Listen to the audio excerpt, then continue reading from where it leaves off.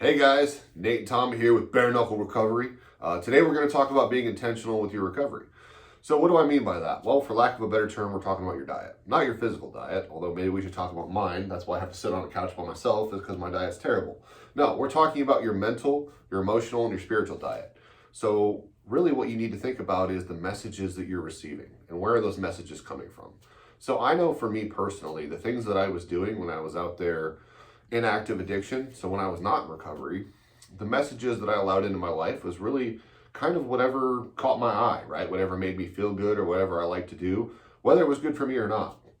The music I listened to a lot of rap music where it talked about doing drugs, selling drugs, treating people like crap. What can I get for myself? The stuff I looked at on Facebook were things that were not good for me as well, right? People talk about being selfish, talk about getting what they can get.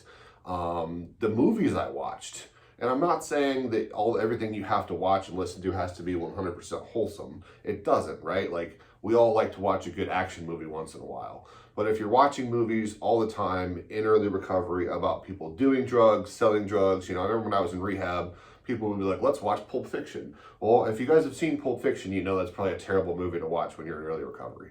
So one of the things that I had to do the last time around, and that I continue to do to this day, because it's always a continuous process, right, is be very intentional about the messages that I receive and the people that I let influence my life. Everybody's familiar with when I say influencer, what that means, right? There's a ton of influencers out there on Instagram, on Snapchat, on TikTok, on Facebook, you name it, right? Name the social media platform. Those people's job is to influence you in a certain way to form subtle changes in your behavior. And you have to really think about what subtle changes are they trying to get you to make. If the people you're listening to are talking about things like discipline, refining your process, being successful, being honest, one of the things that Tommy and I both like to do is listen to podcasts, speaker tapes of people at AA meetings. And maybe AA is not your thing, but for us, we both like AA. And whether it's your thing or not, you can usually pick up some good things, right? They talk a lot about principles. So you get your principles from all the things around you, the people that influence you, like I said, the people you hang out with, the videos you watch, the influencers you follow. And if those principles are about being selfish, about doing what feels good, that's exactly what we do in active addiction. So if you're going to do those things, it's going to lead you right back to where you were. We have to be intentional with what we put into our body, not just our physical diet, even though that's very important. There is a lot of science to show that eating a healthy, well-balanced diet helps rebuild serotonin levels in your brain and in the neural pathways. But the messages that we get about how we live our lives. I think one of the things that that you said that stands out to me the most is the music. Yes. You touched on it a little bit. When you were in active addiction, I did the same thing. I listened to a lot of rap music. Right. And we see this now all the time, and not that music has changed a whole lot, but when we were getting high, it was mainly rappers talking about selling cocaine. Yep. Right? That's not something that a lot of people do anyways. Mm-hmm. Now all the rappers are talking about popping a pill and having a great time, being addicted to Xans and perks and like glorifying that, right, like it's cool. Yeah. And like I said, we see this all the time with, the treatment center that we work at, the kids that are walking around that are still listening to this music, and mm-hmm. like we really just look at them and like shake our head, like how is that what you want to be listening to while you're in a group session, right, right after your group session where you're talking about the trauma and all these things that you've caused yourself throughout your addiction, mm-hmm, to the Xanax and the perks that these guys are talking about, still glorifying. And not only that, but like talking about getting in fights and killing people, and it's just like that shit's not cool. No. But that's still what they're putting in. I mean, it's what they're used to putting in,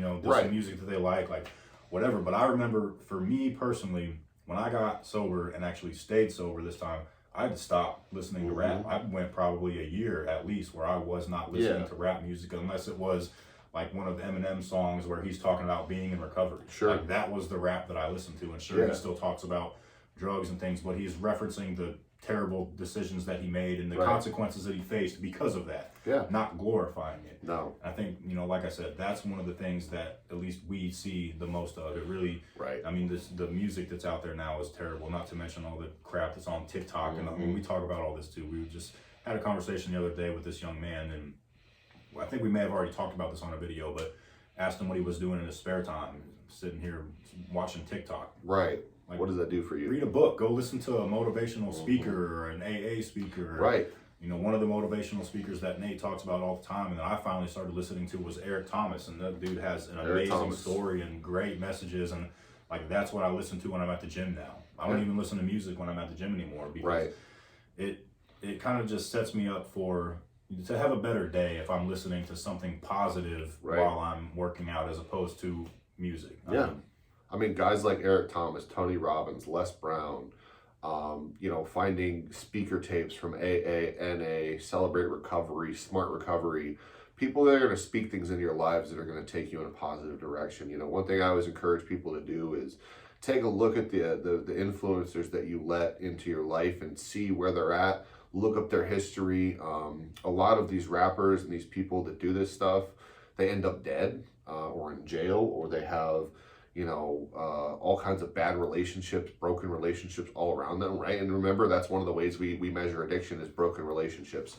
So, a lot of these people are trying to they're basically preying upon your very basic human needs, right? Like sex, feeling good, getting money, all those things. And those are not really what are going to create lasting joy and happiness in your life.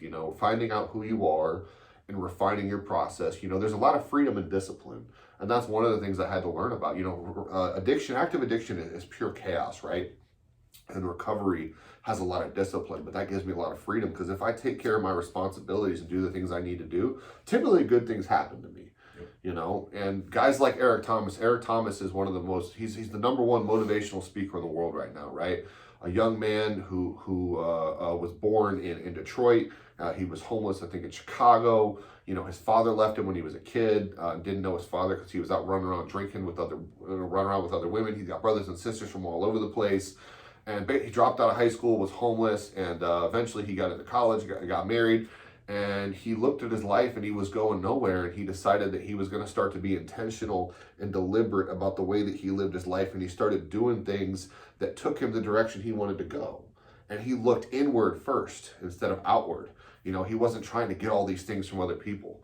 So just be intentional about what you're trying to do. Find positive people, positive role models who can fill you up with good things. You got to fill up that mental, emotional, and spiritual tank with positivity, because you get out what you put, or whatever you take in, you're going to put out, right? If you're taking in negative crap, you're going to put it out there back to the world, and then more is going to come back to you. That's a basic principle of the universe.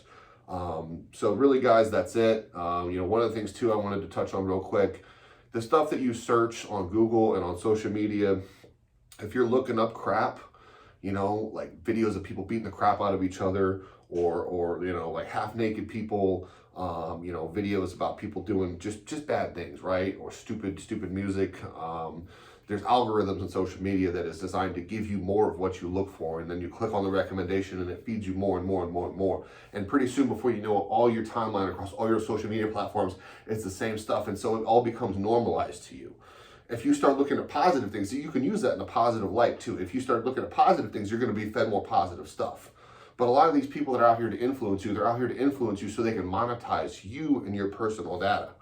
So be careful about what you click on. Be careful about what you let into your life, because it will affect you whether you realize it or not. All right, guys. You got anything else, Tommy? Nope, I think that's it. Hope everyone had a good Christmas. Yeah. Hope you guys have a happy new year. We're going to talk about New Year's resolutions. I know some of you guys laugh at that stuff, but I think they're very important. It's always important to refine who we are and get better. It's a lifelong process. So setting goals. Setting goals. Look at it. You don't like the term resolutions? Cool. We'll set goals. Yep. All right, guys. Have a great day. We appreciate you, and we'll see you back next time.